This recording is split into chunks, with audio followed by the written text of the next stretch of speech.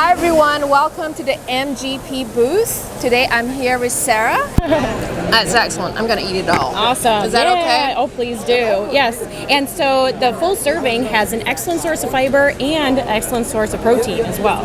How'd you do that? Oh, well, from TrueTex. And also for the fiber with our fiber sim. Oh, wow. Yeah. So talking about fiber sim, we can move on to our cinnamon roll if that's fine. Yeah. All right. So why is fiber sim and cinnamon roll? Well, because it's so easy to integrate. You just take out flour, put in fiber sim. How much? Well, you can go 50% if you want. I mean, that's really great. You could go to, but otherwise, just enough to make an excellent source of fiber on our nutritional facts panel. So we have our fiber sim in our cinnamon roll. Also, another fiber in our icing as well. And so then we get fiber up to, and icing. Yes, fiber and icing. Eat your sweets and get your fiber in there. We also have our clean label Arise in there, which helps out with the dough machinability, and our newer clean label Arise that works as an emulsifier replacement as well.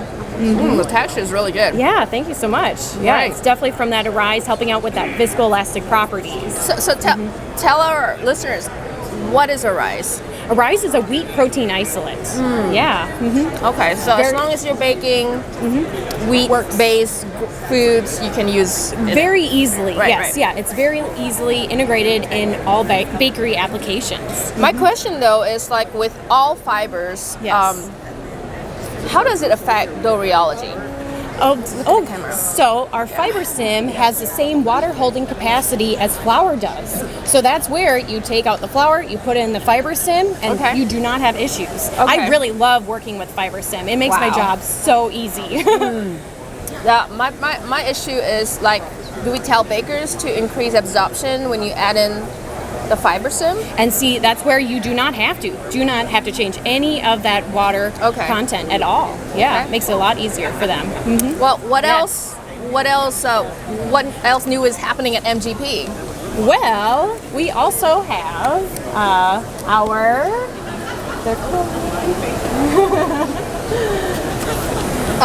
They're hiding somewhere around here. I'm not sure. We had some characters somewhere. But for now, oh my gosh, hello.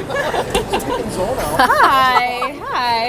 All right, what's going on here? Fantastic. Oh man, are you part of perhaps the International League of Food Scientists?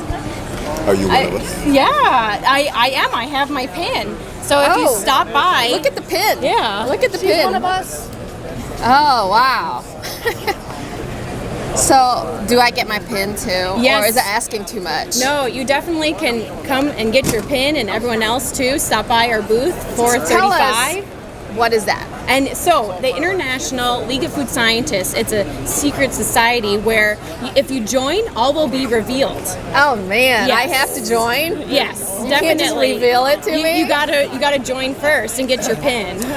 I will join only if I know if Odie is in there. Oh yeah, he is definitely in it. Odie's in the Dr. International Odie Society of... He's part of that. He is, yes. Come on in, Come Odie. on here, Odie. All right.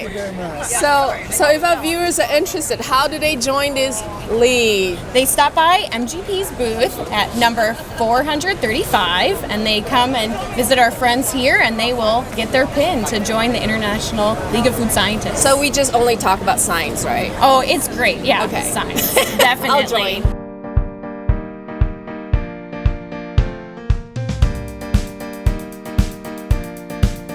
Welcome to the Solange's Mills booth here at 963. We have Chafik today to discuss with us the technical aspects of their flour. What I've learned today is an interesting fact that they actually have a process to heat treat rye flour. So why heat treat rye flour? That's the first question I ask. Yeah, actually, the story starts by when you start heat treating oat flours to stabilize the flour and increasing the shelf life of oat. and we found out that increased the absorption level of oat, and because we are using other cereals, and some bakers, they are facing issues like baking with rye, especially like during fermentation. There is a lack of volume, and also like the oven spring is not there, and we thought that's maybe by heat treating rye we can deactivate some enzymes that can that's have a negative side of the dough texture, and also maybe by heat treating rye we can increase the absorption level. So you know, some of us are not so scientific, right? We're like, so why does heat treating rye flour affect the enzyme, affect the water absorption? Can you explain that a little bit more? Yeah, by doing the heat treatment, we pre-gelatinize the starch, and that make the starch absorb more water, and like that. Imagine like the starch is folded, and by doing heat treatments, it unfolds and open, and it can absorb more water. That's the first effect. And because we are reaching a very high temperature, we believe that we are deactivating some enzyme that's attacking some sugar, like the pentosane. Right. That's help like to absorb water, and during fermentation those enzymes attack pentosanes, and the pentosane gonna release the water. Right. So in just so correct me, in regular rye bread production, pentosanes absorb a lot of water because pentosanes is like high up there, you know. So you're saying that if you kill the enzymes,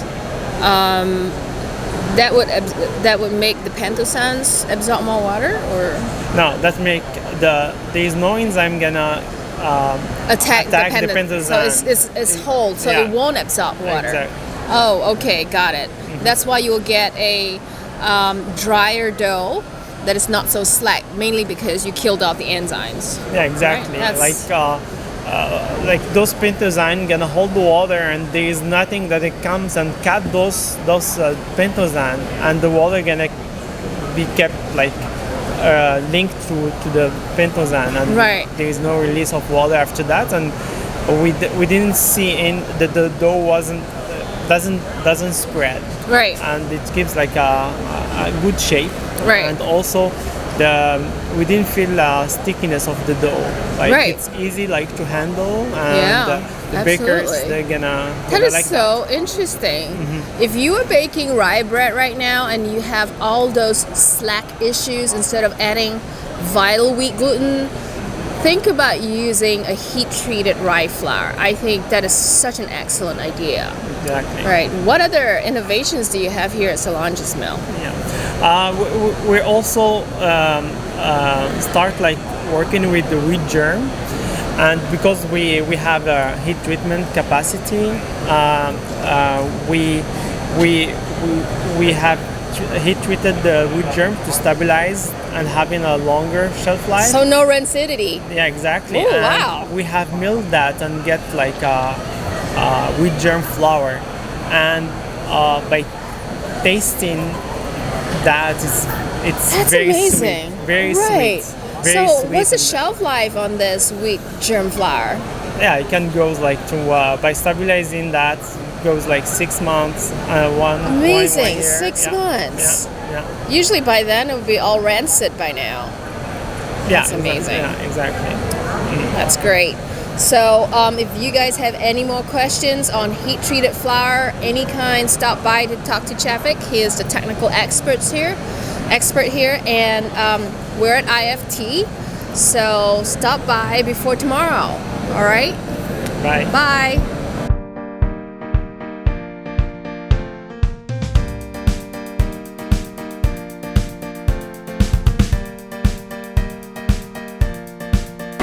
Welcome to the ingredient booth.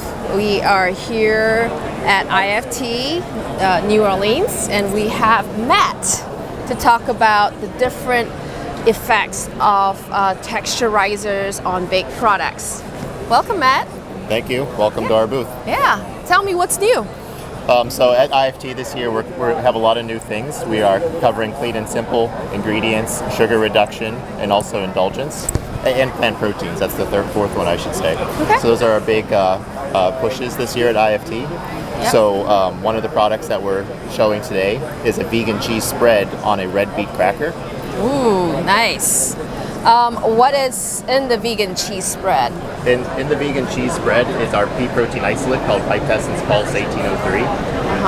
So it's able to give a substantial amount of protein per serving, which is actually unique for vegan cheeses on the market. And it uses several texturizers such as our Penpure 80 waxy potato starch, Innovation 3600 tapioca starch to help with stability and like the spreadability of the product as well. It's really good. That's no granular, you know, like some milky, chalky vegan cheese I've eaten. Yeah, it's a very good product. And then in the cracker, it's a red beet cracker. It uses our Precisa Crisp 930 as a texturizer for it. Precisa Crisp 930 is meant for improving the sheetability of the product. It also helps with expansion during baking, and it gives like the right amount of crunch that people are looking for in a It's kind cracker. of fluffy, you know. It's got air pockets in there. Yeah, it's a really nice prototype. And what's the thing that makes it red? It's red beet powder. That's not something that we're supplying, but it's an on-trend ingredient. Yes, it is, because there's a lot of flavor to it. Right. Yeah, flavor and color, natural flavor and color. That's great. What else can attendees expect when they come to your booth? Yeah, so we have a lot of different prototypes here at the booth. Some of the more interesting ones are we have a carrot cake, a Brazilian carrot cake recipe. It uses one of our concentrates, carrot juice concentrates, and it also has VersaSweet, which is a low DP corn syrup, so it enables sugar reduction on the label of a product such as a baked good, or it could be used in ice cream or things like that as well. Great, I tried that yesterday. Excellent product. Yeah. Excellent, yeah. And then the third prototype we have is a spring roll. And the noodles inside the spring roll they're actually derived from pea starch. So the pea starch is actually very excellent for sheeting these products, and it has a very clean flavor. So my question about that is, with any kind of replacement, for rice vermicelli, it's usually short, like breaks apart easily. How come yours doesn't? It has a lot of amylose in the product, compared to rice. So I think that helps keep the noodle very much stronger. Yeah, because to me it tastes and feels just like rice vermicelli. Right. And it's pea protein, you said? It's made pea starch. Pea starch. All right. So if you guys are here in IFT New Orleans, come by Ingredients booth and taste all these products later. Okay? Bye.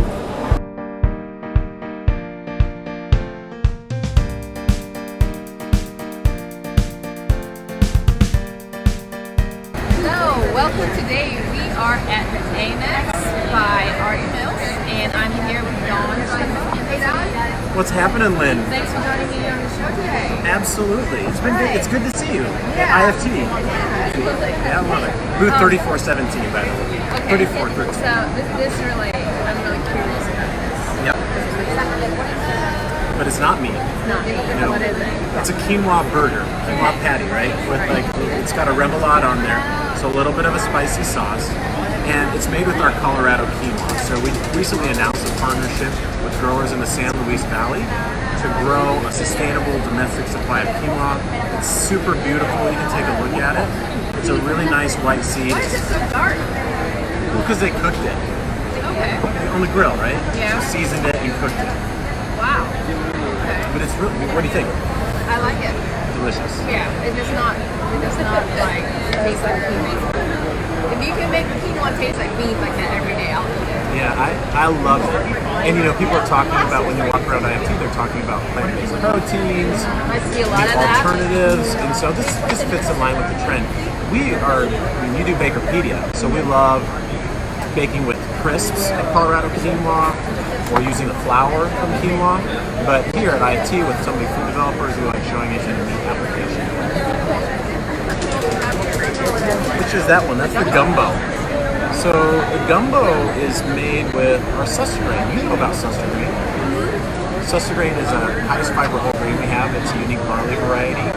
It's 30%, at least 30% fiber by weight, and it's 12% beta glucan. So there's barley in here? Yeah. And the barley's actually mixed in with the rice. So one way that you can improve the nutrition of rice is to do brown rice. Use the whole grain brown rice, which is great. But this is more of a white rice with pieces of barley in there. And can you taste the difference in the texture? Do you like Creole, Cajun, Louisiana food? Yes, yeah. I love Creole. Yeah. What's this? That's a jambalaya, and it's made with some of our whole grain berries. We just announced that we are adding grain cleaning capabilities to our Denver mill, so we can do grain berries, wheat berries, barley berries, rye berries, you name it. These are IQF versions of those berries, so individually quick frozen, pourable. You don't have any waste, and it goes through a kill step, so it's ready to eat. And in this one, we've got white Sonora wheat. Do you know about white Sonora? Can you explain to our viewers what white Sonora wheat is? Of course I can, but I just thought. See, look at this IQF stuff. So white Sonora is an heirloom variety of wheat that was originally it was used in the 1700s, and it was commonly used in flour tortillas. So it's a nice white berry. You might want to zoom in on that. It's a very small kernel. It's a soft one. Tiny kernels. But it's almost got So a buttery small. note to it. And Can I eat it? No. Food safety. It's a raw agricultural ingredient. We don't want anybody to get sick. But in IQF, it's fully cooked, so you're experiencing it there. So this was really popular in the Southwest, and it's also got black barley. You've probably seen that. I know they grow that up in the Skagit Valley. This is out of Washington and Idaho. So Black barley. That's amazing. yeah, it's an A ancient. lot of anthocyanins. You got it. And barley is actually an ancient grain. Did you know that the gladiators were called barley men in ancient Rome? Why are they called barley men? Because they had a diet of barley. It's not even a joke. It's true. Barley men doesn't make them sound very. But back then, in the day, if you were eating barley, people were like, man, that. I don't know if I want to be called a barley man. It's better than burley. Burley girl. So king cake. King cake is Louisiana, New Orleans delicacy. There's not going to be any small baby Jesus in there because that's a choking hazard. What do you mean that's what it is? Well, in a traditional king cake, you have a big cake, and one person would be lucky, and they would get the baby Jesus. This is made with ultragrain. So ultragrain is white wheat, a unique variety of white wheat that we grow directly with farmers throughout the West. We grind it to the texture and particle size of white flour, and you can make things that are whole. This is 100% whole wheat, but it's a sweet, it's a dessert. Where do you put all this food? You've got to go. Where do you put it all? You gotta do the kind of running I do, man. People eat like that. But So that's obviously it's decadent, but you're getting whole grain nutrition. Why not, right? the ultragrain is so good. So tell us a little bit about the annex. We should have. Thank you, prop department. Tell us a little bit more about the annex. Well, the annex is part of Art of Mills, right? So we just turned a year old in March. March 2018 is when we launched the annex. And we're a team that sits in Art of Mills that focuses on specialty grains and plant-based grains. Think about it like an incubator, right? We're just trying to identify new things that can be brought to market. So we leverage all the resources of Art of Mills. We have a lot of great technical bakers. We have R&D. We have food safety. We have a microbiologist on staff. The annex, we've got a small team that's out working with growers, doing R&D, leveraging Art of Mills, and then bringing to market things like white Sonora. Yeah, the white grain, is that white black barley. green is just so amazing. Yeah. So I have a question about this before we wrap up. Safeguard treatment and delivery system. What is it? So Safeguard is our patented treatment system to deliver up to 4 log validated pathogen reduction. We can go higher as well. it was a system that was originally developed for flour. Flour is a raw agricultural, comes from wheat, which is a raw agricultural ingredient. It's at home out in the field, and there are birds and animals, and so there's a possibility of pathogens. It's really small, and so people can get sick. Safeguard is a way to mitigate that risk. One of the things that we've been really excited about in the annex is that we are running through about 50 products of different grains, formats, through Safeguard so that we have validated ancient grains, heirloom wheats, and flours, gluten and gluten-free. Because there's a need, if people are using a whole process, to have a safe ingredient. So that's why I didn't let you eat the grain from before. No, I don't think and that could be is the only one. You have these available in crisps, so ready to use. What is this? Flakes? That's sustragrain. Yeah, that's sustragrain as a flake. We do it as a flour. We do the berry as an IQF. Very nice. And it's really, really delicious. Lots and lots of opportunities for bakers to really utilize these for the new products. Oh, sorry. Great. Well, thank you for coming to the show. Yep. Booth 3413, part of those in the annex. Come on down.